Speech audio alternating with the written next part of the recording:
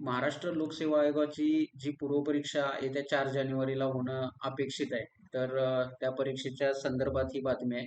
तर एमपीएससी वयोमर्यादा जी PSI देणारी जी मुलं आहेत, पोलीस सब इन्स्पेक्टरची महत्वाची अशी परीक्षा आहे महाराष्ट्रामध्ये. लाखो मुलं तळागाळातील बहुजन समाजातील या परीक्षेसाठी तयारी करत असतात. तर त्यांना या वयोमर्यादेचा फटका बसताना दिसतोय. कारण ही या परीक्षेची जी जाहिरात आहे ती येण्यामध्येच जवळ-जवळ 7 महिने उशीर झाला होता आणि त्यानंतर सुद्धा 2 वेळा ही परीक्षा काही कारणामुळे पुढे गेली होती. एकदा पूर परिस्थितीमुळे आणि अजून एखादं कारण होतं. तर यामध्ये मुलांचा सगळ्यात जास्त जो एंड पॉइंट आहे, जो नुकसान ज्याचं होतं ते म्हणजे ही मुलंच असतात. त्या मुलांची वयोमर्यादा अनेकदा 1 महिन्यामुळे किंवा काही दिवसामुळे सुद्धा निघून जाते.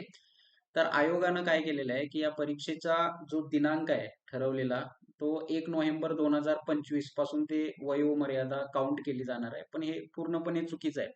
तर महाराष्ट्र लोकसेवा आयोगाचा जो परीक्षा आयोजित करण्याचा एक पारदर्शी कारभार होता, तो 2019 पर्यंत खूप चांगल्या पद्धतीनं ते अंमलात आणायचे 2019-20 पर्यंत.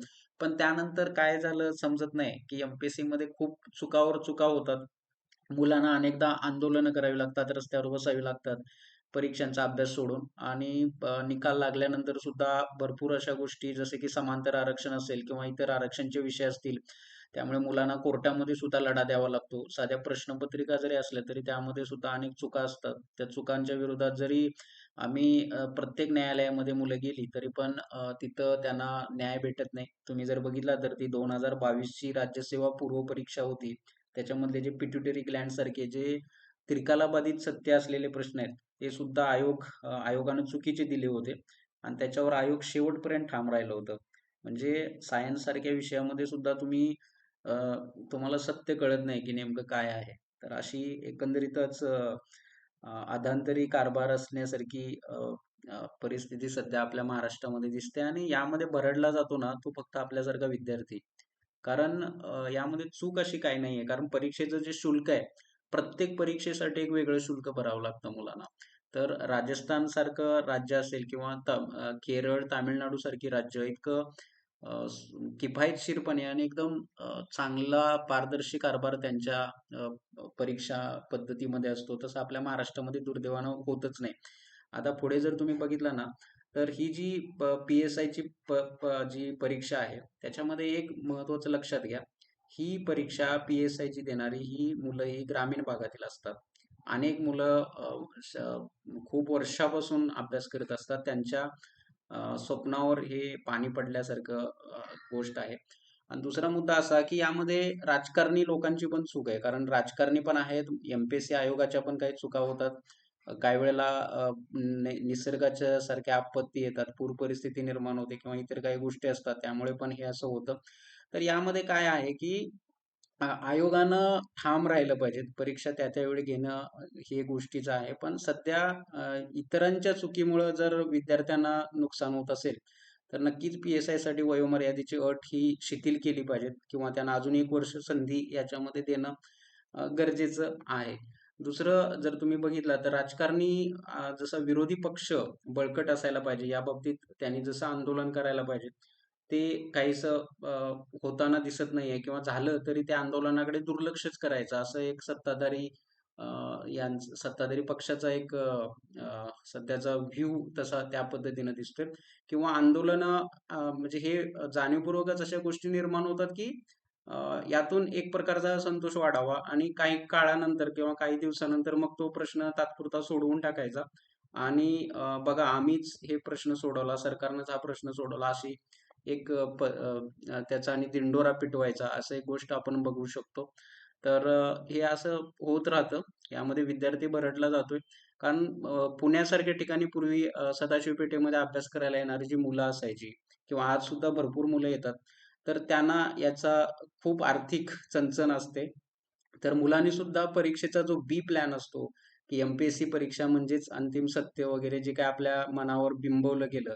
नांगरे पाटील असेल किंवा आंधळे सारखे जे आंधळे अधिकारी होते एक रेव्हेन्यू ऑफिसर त्यांनी भरत आंधळे तर त्यांनी जे आपल्यावरती बिंबवलं ते काहीसं चुकीचं होतं या परीक्षा म्हणजेच अंतिम सत्य नाहीये. मुलांनी सुद्धा बी प्लॅन नक्कीच आखला पाहिजे. कारण याच्यामध्ये वेळ वाया घालवणं चुकीचं आहे. तर शासनानं पण याच्यावरती आता सध्या आचारसंहिता परत लागू झालेली आहे. या सध्या महाराष्ट्रामध्ये निवडणुकांचं वातावरण आहे. त्यामुळे सरकार यामध्ये किती लक्ष देतं हा पण चिंतेचा विषय आहे. पण जे सध्याचे मुख्यमंत्री आहेत त्यांनी सुद्धा या गोष्टीकडे लक्ष देणं गरजेचं आहे.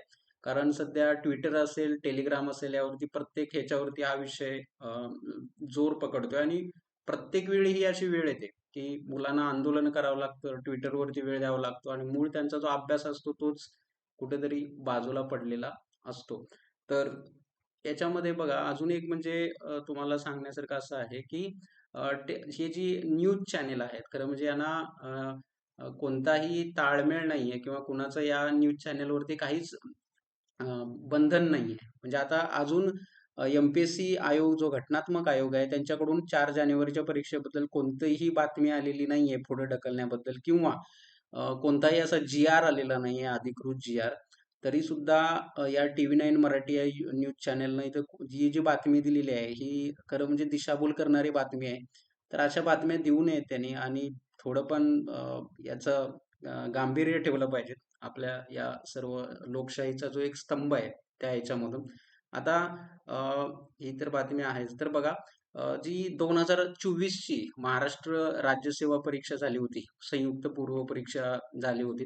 तर ती परीक्षा जी मुख्य परीक्षा मे मध्ये झाली. त्या परीक्षेमध्ये सुद्धा इतक्या चुका झालेल्या आहेत, की सर्वसमावेशक न्याय जो आपण म्हणतो किंवा ही परीक्षा सुद्धा कोर्टामध्ये आता उच्च न्यायालयामध्ये आहे. तर या परीक्षेमध्ये जी पूर्वपरीक्षेचा जो निकाल होता, तो सुद्धा चुकीच्या पद्धतीने लावण्यात आला होता. कारण जो रेशो असतो मुलांना पास करण्याचा प्रत्येक वर्गवारीनुसार, कॅटेगरीनुसार, तो इथं पाळला गेलेला नाहीये.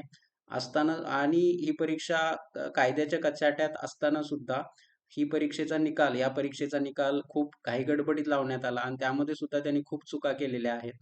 त्यामुळे जे भारतीय राज्यघटनेचं जे तत्व आहे, समानतेचं तत्व, ते या परीक्षेमधून काहीसं लुप्त झालेलं दिसतं आपल्याला.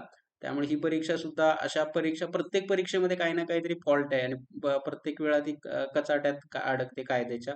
पण तिथं सुद्धा विद्यार्थ्यांना अनेकदा निराशाजनक अनुभव आपल्याला येतो असं आपण पाहतो. तर या गोष्टीवरती लक्ष देणं गरजेचं आहे. बघा आता आणि जे वय ज्या मुलांचं झालेलं आहे किंवा जी मुलांची खूप वर्षापासून अभ्यास करतात, तर त्यांनी सुद्धा आता प्लॅन बी सारखे ऑप्शन ठेवणं गरजेचं आहे किंवा जे आपण जे डिग्री शिक्षण घेतलेलं आहे, त्याच्यामधून जे स्किल्स आहेत, तर त्यातून पुढे जाऊन आपल्या नोकरी किंवा काही व्यवसाय, आर्थिक जो पाया आपण मजबूत करणं गरजेचं आहे, ते लक्षात घेणं गरजेचं आहे. ते त्याच्यावर त्या मुलांनी खूप लक्ष देणं गरजेचं आहे. आता माझ्यासारखे जे विद्यार्थी आहेत, तर ते जे अभ्यास करतात, सोबत काही नोकरी करतात किंवा व्यवसाय करतात. असे पण काही तुम्हाला लोकं मिळू शकतात याच्यामध्ये. त्यामुळे एकांगी राहणं आयुष्यामध्ये खूप चुकतं. हे राजकारणी असतात. राजकारण्यांना विषय वाढवायचे असतात. त्यामुळे ते काही वेळेला एम-पी-एस-सी सारख्या परीक्षांना हाताशी धरतात. पण पारदर्शकपणा आपल्या एम-पी-एस-सी आयोगामध्ये राहिला पाहिजे आणि तरच काही आपण चांगले अधिकारी देऊ शकतो आणि चारित्र्यवान जे अधिकारी घडायला पाहिजेत, ते घडणं सुद्धा अशामुळं कमी होऊ शकतं. कारण परीक्षाच वेळेवर होत नाहीत. एक परीक्षा होते, पूर्वपरीक्षा, मुख्य परीक्षा, निकाल, मग त्यानंतर त्या निकालाच्या विरोधात परत कोर्टामध्ये परत केसेस. यामुळे जो विद्यार्थ्यांची मानसिकता आहे तीच काहीशी अ, बिघडते, असं आपण यामधून म्हणू शकतो. तर या ज्या गोष्टी आहेत त्या खरं म्हणजे सर्वांनीच लक्ष दिलं पाहिजेत आणि ह्या परीक्षा कशा वेळेवर होतील, काटेकोरपणे होतील, कठोरपणे होतील, त्यावर सध्या सरकार प्लस ही जी घटनात्मक बॉडी आहे, त्याच्यावरती काम केलं पाहिजे. एम-पी-एस-सीनं जर बघितलं ना, तर एम-पी-एस-सीच्या ज्या स्कॅन केलेल्या कॉपीज असायच्या, ॲन्सर शीट जे आपण देतो, गोल केलेले एम-सी-क्यू, तर त्याच्या इतकी म्हणजे ती खूप एक चांगली गोष्ट आहे. म्हणजे तसं इतर राज्यांच्या परीक्षेमध्ये होतं की नाही आपल्याला माहित नाही, पण एम-पी-एस-सीनं हा दर्जा मेंटेन केला होता. आता तुम्ही जी यू-पी-एस-सी परीक्षा आहे, त्याची ॲज इट इज कॉपी म्हणजे महाराष्ट्राची नवीन 2025 पासूनची परीक्षा पद्धती आहे, वर्णनात्मक. जशास तसं त्याने कॉपी केलेलं आहे. म्हणजे इथं डेप्युटी कलेक्टर ही सगळ्यात मोठी पोस्ट असेल, तर ती आय-ए-एसच्या लेव्हलचा अभ्यास त्या मुलाला करावा लागणार आहे. म्हणजे कुठेतरी हा अन्यायच होतो ना. म्हणजे जशाच तसं तुम्ही सगळंच डिस्क्रिप्टिव्ह करून काय तुम्हाला मिळणार आहे, तर तिथं पण एमसीक्यू पॅटर्न काही प्रमाणात तरी असायला पाहिजेत आणि काही प्रमाणात तो वर्णनात्मक पण असला पाहिजे. म्हणजे दोन्हींचा ताळमेळ त्यामध्ये आपल्याला दिसणं गरजेचं आहे. तर आणि या परीक्षा पद्धतीमध्ये अनेक पदच आता निघत नाहीयेत. म्हणजे आता तुम्ही BDO घ्या, तहसीलदार घ्या किंवा उपजिल्हाधिकारी घ्या. ही पदं सध्या आपल्याला कुठं दिसतायत एमपीएससीच्या जाहिरातीमध्ये खूप. आणि ती पदं सुद्धा कंत्राटी भरतीद्वारे केली जातील की काय, किंवा त्याचं पण आउटसोर्सिंग काही प्रमाणात केलं जाण्याची शक्यता खूप आहे. कारण BDO सारखी पदं ही प्रमोशनवर भरली जावीत, पदोन्नतीवर भरली जावीत, असे काही ठराव सरकारमध्ये झालेले आहेत किंवा तशी होण्याची शक्यता, दाट शक्यता ही येत्या काळामध्ये आपल्याला दिसून येईल. त्यामुळे एमपीएससी मधून पदांची संख्या ही वाढेल की नाही याबद्दल आपल्याला माहित नाही. पण ज्या परीक्षा होतात त्या सुद्धा वेळेत झाल्या पाहिजेत आणि मुलांचं नुकसान न होता त्या कशा सुरळीतपणे पार पाडता येतील यावरती सर्वांनी लक्ष देणं गरजेचं आहे. थँक्यू.